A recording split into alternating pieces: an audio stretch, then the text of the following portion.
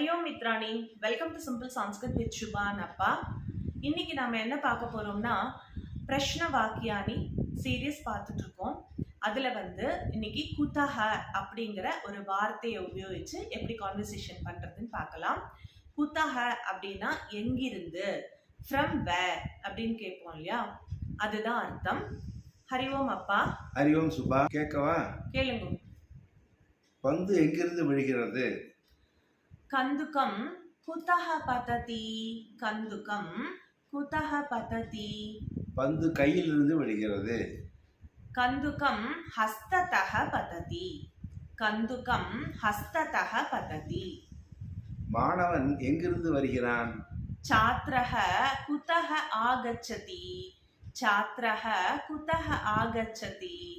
மாணவன் பள்ளியிலிருந்து வருகிறான். छात्रः विद्यालयतः आगच्छति. छात्रः विद्यालयतः आगच्छति. गंगा नदी எங்கிருந்து பாய்ந்து வருகிறது?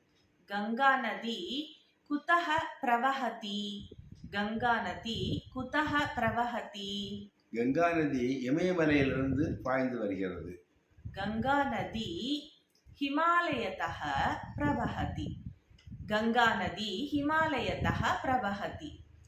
நீ இந்த புடவையை எங்கிருந்து வாங்கினாய்? त्वं एतां शाटिकां कुतः क्रीतवती? त्वं एतां शाटिकां कुतः क्रीतवती? நான் இந்த புடவையை துணிக்கடையிலிருந்து வாங்கினேன். अहम् एतां शाटिकां वस्त्रालयात् कृतवती.